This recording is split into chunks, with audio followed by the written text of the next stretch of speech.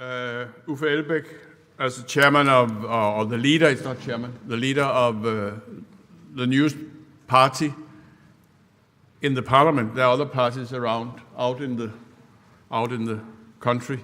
But the newest party represented in the Danish Folketing is Alternativet. Uffe Elbæk was here this morning, and now is Torsten Gejl, who is one of the 10 members of parliament, which is quite good to get 10 members the first time you are elected to the parliament. About innovation, about basic income, please. Thank you very much. Thank you. I shout quite loud, so turn me down if I'm too loud. Thank you. My name is Torsten Gejl. Yes, I'm a member of the parliament for the Alternative. And I'm a spokesman for labor market, municipal affairs, and on social services.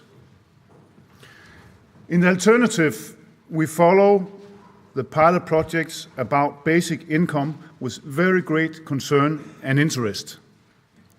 And we are very honored to host this conference about basic income, though we cannot take any credit for the hard work of organizing it or finding all the great speakers. That credit belongs to Bien, who organized it, in association with Unconditional Basic Income Europe.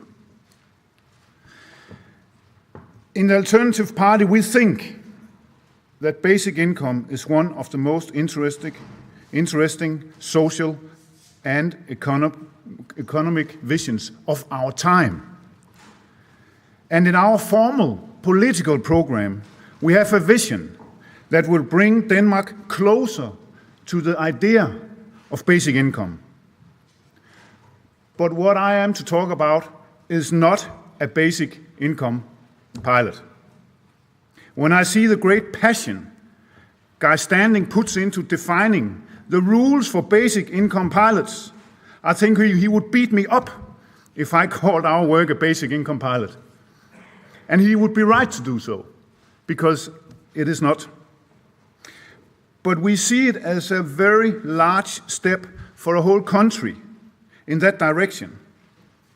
And it's a step that must interest anyone who wants to go the whole way, because we will meet very important challenges in that concern.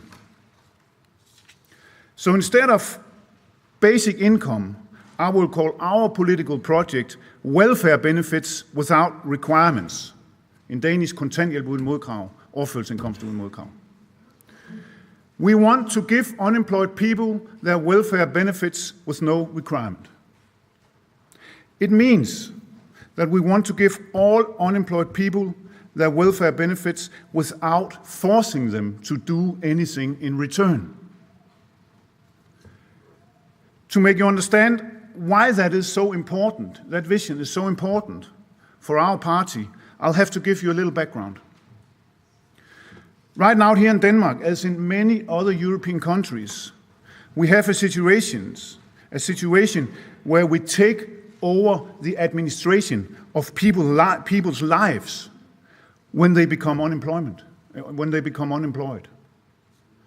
If you get unemployed, you have to go to a public office to meet an administrator who will administrate your life.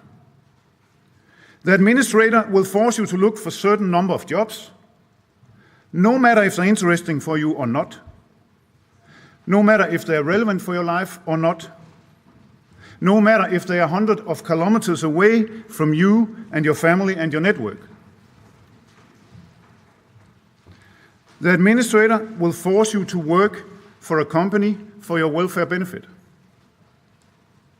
He or she will force you to take certain courses or do certain activities without getting paid more than your welfare benefit.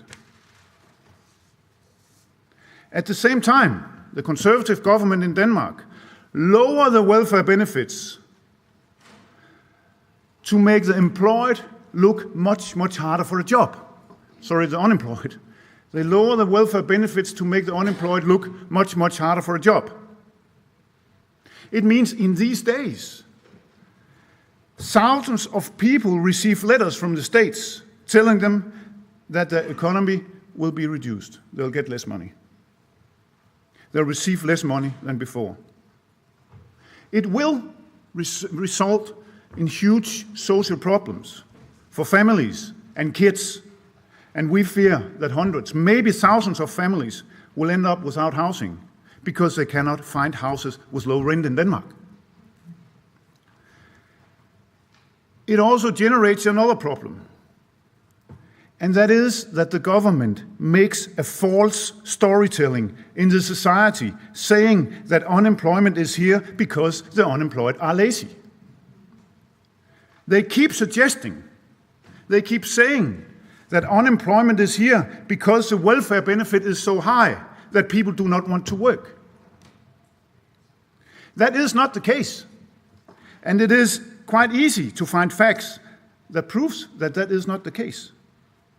For instance, in Denmark we have 112,400 unemployed people by the latest numbers. A bit more than 100,000 unemployed people. And at the moment we have 90,200 jobs, open jobs, that are not taken. It means that unemployment exists. It's not a result of people being lazy. The market economy cannot provide work for everybody, and it hardly ever could. Even in 2008, in the middle of the best economy we had for ages, we still had an unemployment that was 1.9%. I learned in high school that the unemployment would never get below 3% because they call it natural unemployment. But we wrote new history in 2008 and got it down to 1.9%, but still there was unemployment. It also means that the government chases people around after jobs that do not exist. If even all the jobs were taken, we would still have nearly 85,000 people without work. It maybe doesn't sound of many, but remember that we are a small country, and you have to multiply the numbers to find the equivalent numbers in the larger European countries. And we have another problem. 75% of the unemployed people in Denmark are not able to take a job because they have social problems or physical problems or psychological problems or mental problems. That means that they are not able to take a job right now. So the government chases people who are not ready to take a job round to get jobs and look for jobs that hardly exist.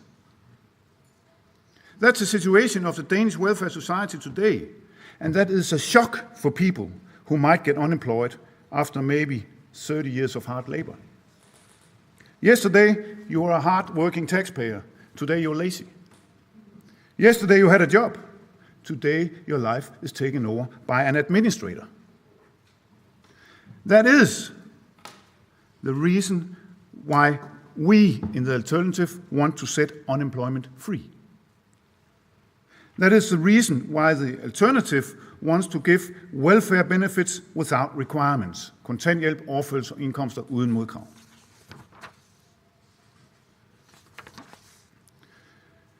We have a deep belief that we do not have to force people to work. We do not have to force people to contribute to society in the way they want, in the way people are able of, and in the way as the single person can handle. We believe that everybody in this room wants to contribute to society. And we trust that everybody who passes down the big square in front of the parliament wants to contribute to society. And we are sure that contributing to society is a very important thing for all of us. To produce value to society, to other people's lives, gives meaning to our own lives. And we also know that everybody cannot work 37 hours a week, which is the Danish average. Some must work shorter. And we know that we have to count voluntary work as well. Art, cultural work, political work, humanitarian work, We have to count these tributes if everybody shall be able to work. We have to widen the term of the words work and employment. But we want to make people being able to contribute instead of making ill people change jobs that hardly exist. It means that we want to turn the whole employment system upside down. We've got numbers. That's a nice thing about being a politician. You can ask the Ministry of Finance for numbers. And we've got numbers telling us that we spend billions of kroners in Denmark forcing the unemployed to do certain activities and controlling and administrating that they do these activities. We want to stop forcing and administrating people's life and spend the billions of kroners to give the unemployed offers of qualification, of health treatment, of personal development that has so high standard and quality that people will say yes to these offers without being forced. We want to take billions of kroners from force and administration and put them into supporting the single unemployed individual to take care of that person's issues. Some need medical support, some need courses, some need education, some need friends, some need love, some need someone to talk to. I mean, it's only people. And we're sure that everybody knows what is best for he or she. And I think we got other proofs on that today, for instance, the nice projects from Aarhus. We are sure that if you give people responsibility for their own life, they will take this responsibility and they will never, ever give it back again. And we still want people to be able to say no to all of it if it doesn't make sense in people's lives. Then we have a lot of critics saying that if we do not force the unemployed to do certain activities, they'll just go home and do nothing for the rest of their lives, enjoying not to be a part of society. They will just benefit on all the work that the rest of us do. In the alternative, we don't believe that.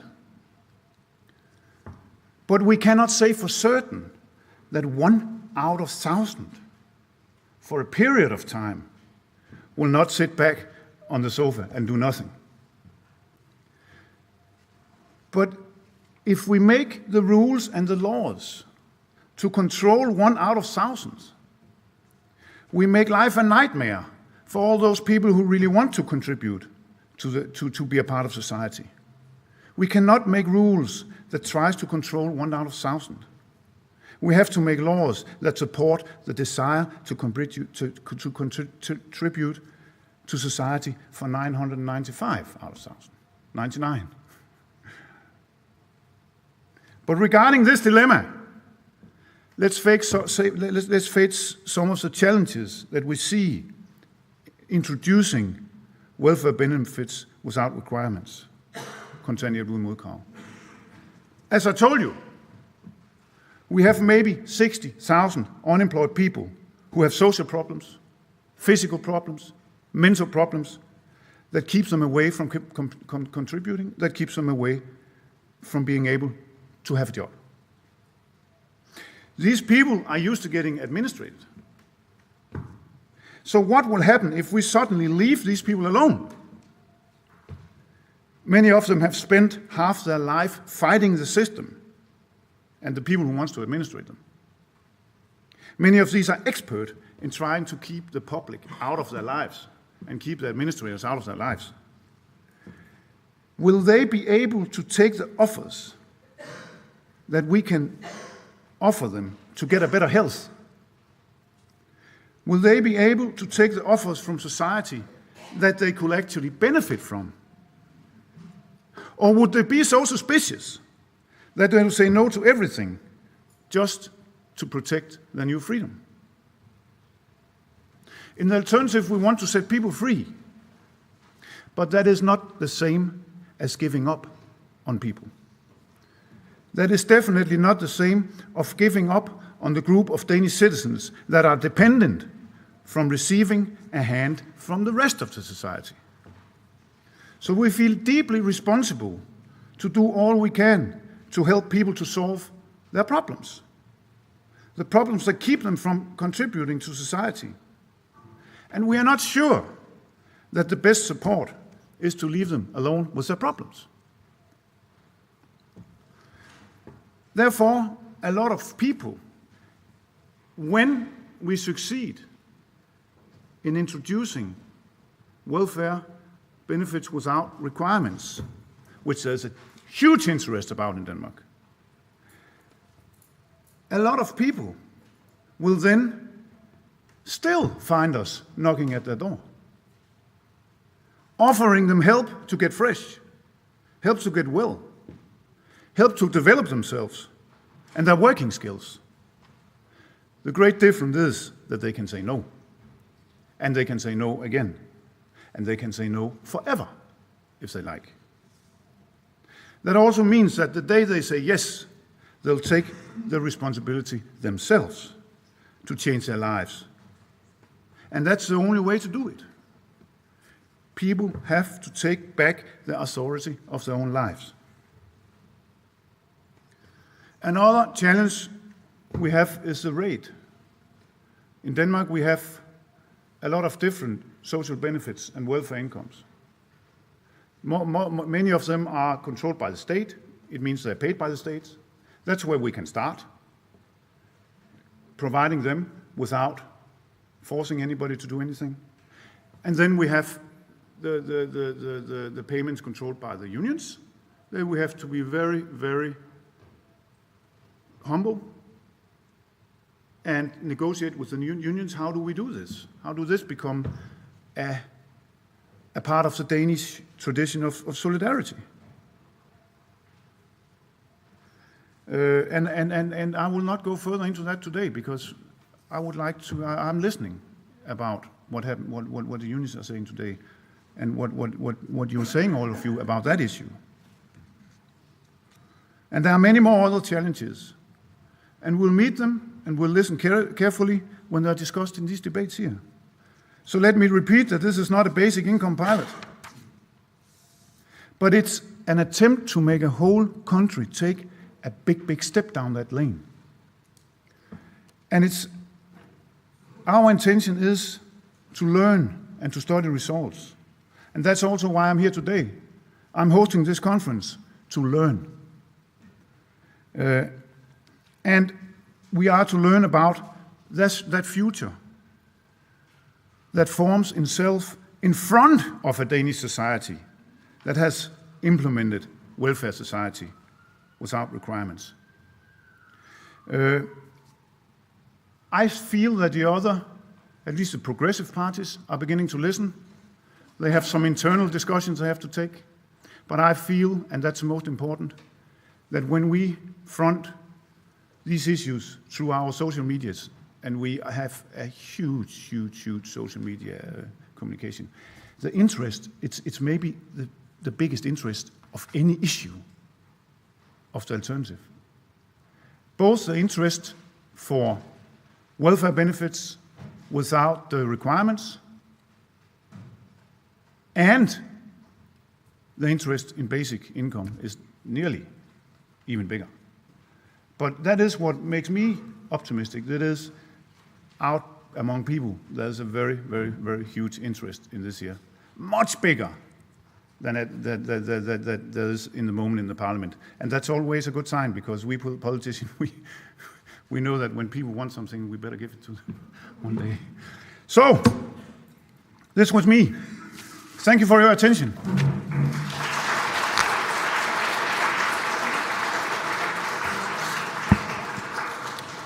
Thank you, Torsten.